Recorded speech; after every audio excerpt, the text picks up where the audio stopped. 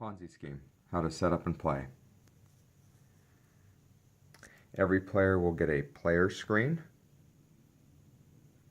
an investment wheel, and a timing card, which will synchronize with the red arrow.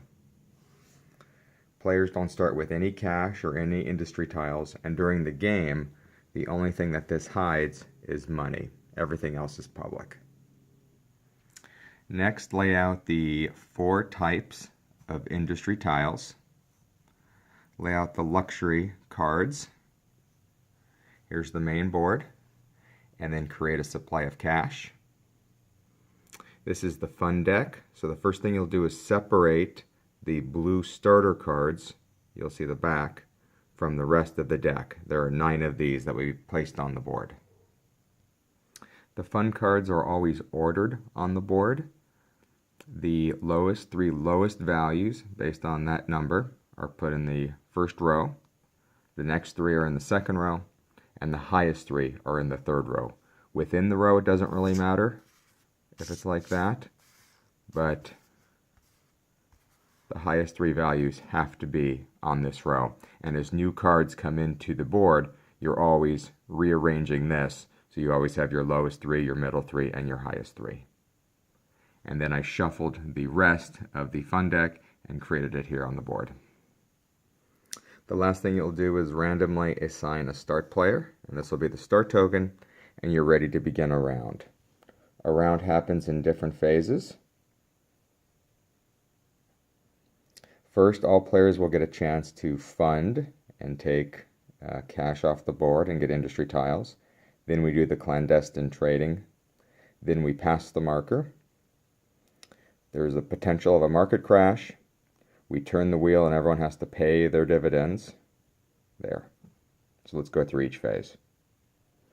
So in the funding phase, starting with the start player and then going around the table, all players will get to take an industry card and a fun card. So these are the industry cards or tiles, and these are the fun cards on the board. Now you are limited based on how many currently industry tiles you have. So if I am starting a brand new industry, let's say I don't have any yet, and it's my first one, that's what this indicates. That means, since it's my first tile in that industry, I have to take a fun card from this row. If I had already had one here, and I wanted to take a second one, I would have to take a fun card from this row. Now I could always decide to start a new industry tile, and then I've got to take one from this row here. So to recap, if it's my first industry tile, I take from this row. If it's my second industry tile, I have to take from the second row. And if it's my third industry tile in a specific color, there's 4 different colors, I have to take from the third row. If I already have 3 industry tiles of one type, I cannot take any additional industry tiles during this phase of the round. So let's say it's the very first turn of the game.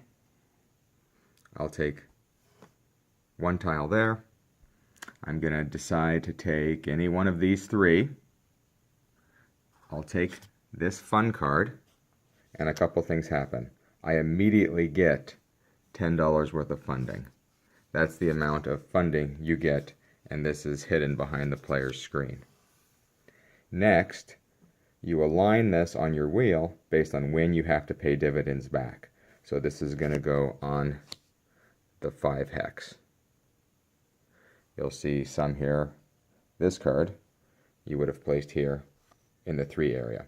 So that means that when this wheel gets all the way around to here, that's the amount of interest or dividends I'll have to pay. And each time the arrow gets to that, I'll always have to pay that. But I only got funded once when I took the card, but I'll have to pay this every time it comes due.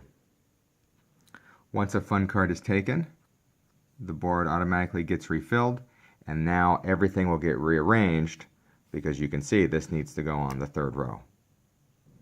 So I've rearranged the board, so now always the 3 lowest value, 3 middle value, and 3 highest values are here. The funding phase of the round will continue going clockwise. So once the start player starts it, now the next player will do the same thing.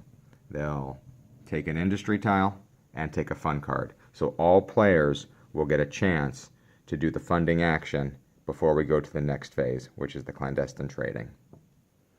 So during the next phase of the game, all players proceeding from the start player will get a chance to either do a clandestine trade or buy a luxury card, which is the advanced version of the game. So the luxury cards or tiles are right here.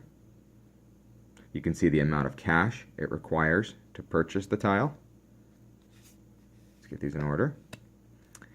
So that would have to come from your cash. You would pay $96, and then you would take this tile, and it represents 4 victory points at the end of the game. You can see there's only one of each of these tiles. So once they're purchased, they're in that player's hands. So you can either purchase a luxury tile or do a clandestine trade with another player.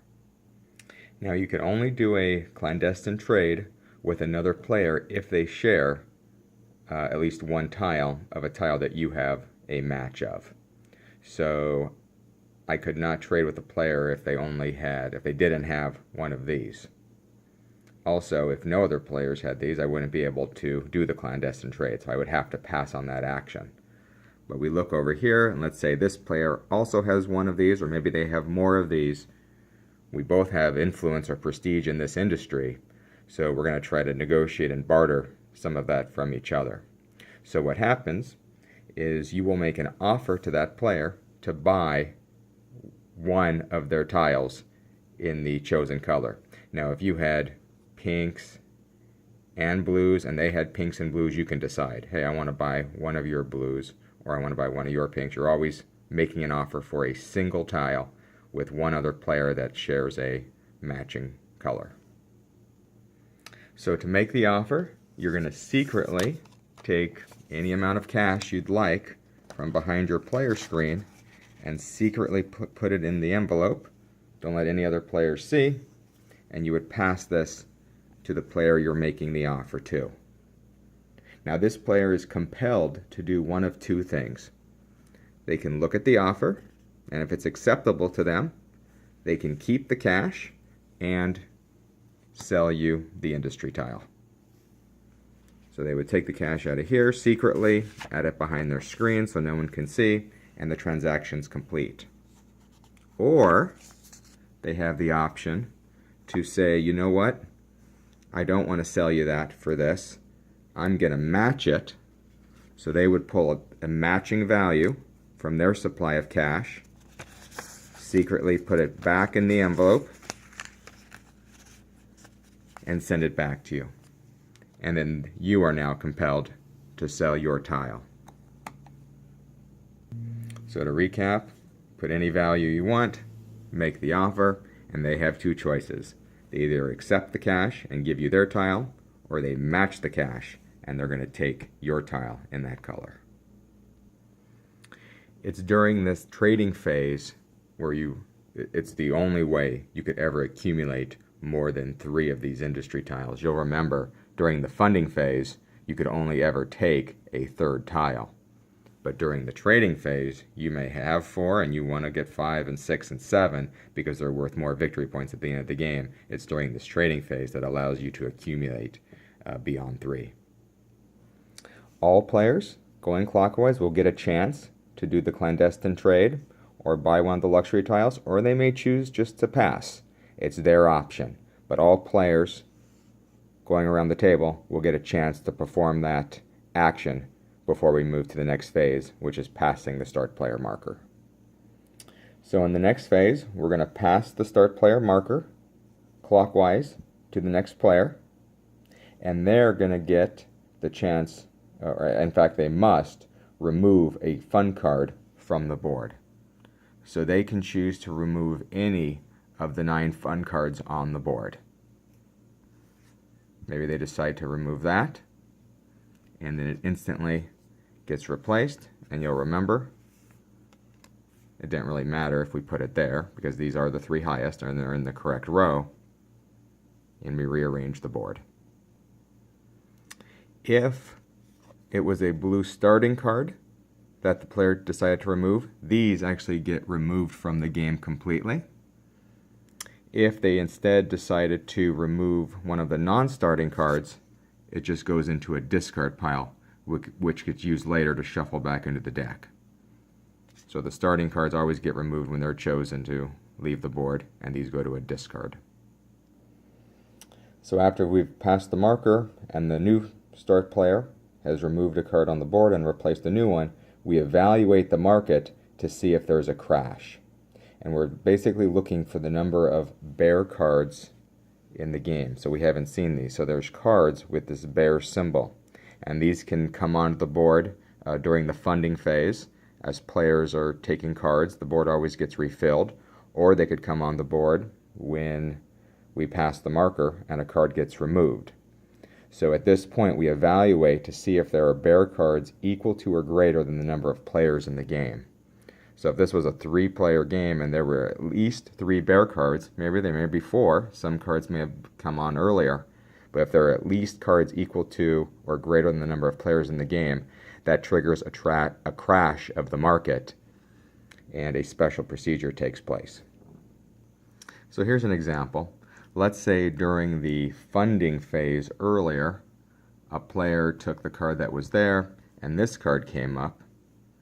It would get sorted here, the 3 highest. So now and let's say it's a 3-player game. Oh, we see we have 3 bears in the market. So there's the potential for a crash when we get to the market crash phase. It doesn't happen during funding. It only happens here. So let's say we pass the marker. This player has a decision to make. They can decide, do they want to market to crash? If they do, they wouldn't remove any of these. They'd remove one of these. And either a normal card would come out or another bear card, so you're guaranteeing the market would crash. Maybe they don't want the market to crash, so they decide to remove this one, and they hope it's not replaced by a bear card. So the player that's making that decision can make it based on whether they want the market to crash or they don't, and they can play the odds that way. So what happens if the market does crash? So in our example, it's a 3-player game. We have at least 3 bears on the board, so the market does crash. So all bear cards get removed from the board. They get put into whatever discard pile existed here. All the cards in the discard pile get reshuffled. So this would get shuffled back together, and then we'd refill the board with the missing cards. So I've restocked the board, I've rearranged it as per the normal rules. It doesn't really matter if we refilled it and 3 bears came. The market wouldn't recrash and recrash. No, it just crashes once and we refill the board. Now what also happens during a crash is every player has to remove one industry tile. And it has to be from the color where they have the most of. So they can't choose to remove that one. They have to remove this one because they have the most in that color. If they had 2 that were tied in the same color, then they can choose between the 2 colors. If they had no industry tiles, then obviously they don't have to remove anything. Once we see if there's a market crash, and remember this phase is going to get skipped a lot if we don't meet the criteria of bear cards, now we turn the wheel.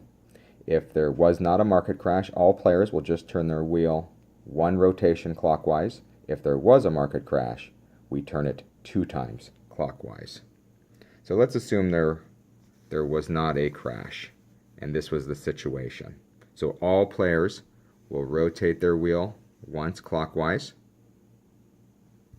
and you can see this interest is now going to be due here. We turn the wheel, and we pay all of our interest due. And there may have been a situation where multiple cards were here. So this player would owe 13 plus 46 on this turn. And that cash needs to get immediately paid out of their funds behind their screen back into the bank. And then after they pay, then these cards get resorted back to their appropriate hex spot. So this card would go in the 4 spot, and this card would go into the 3 spot. And that happens always when you pay your interest, whether it's a market crash or not. Now let's use the example that this was a crash, you can see we have to turn the wheel 2 times if it's a market crash.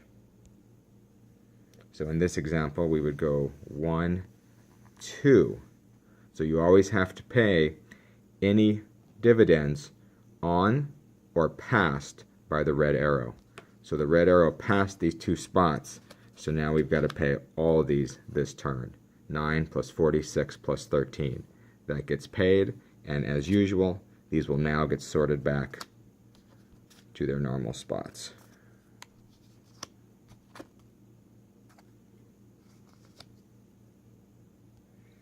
All players are doing this during the pass interest phase, are rotating either 1 or 2, based on whether it was a crash or not, and they're all paying their interest. Once everyone's been able to pay the interest, we evaluate if the game has ended. If somebody was not able to pay all the interest required, they go bankrupt, and the game immediately ends. Any or all players that went bankrupt are eliminated from winning the game.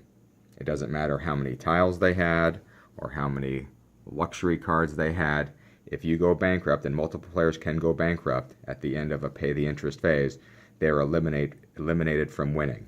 All players that didn't go bankrupt, we add up their victory points to see who's accumulated the most.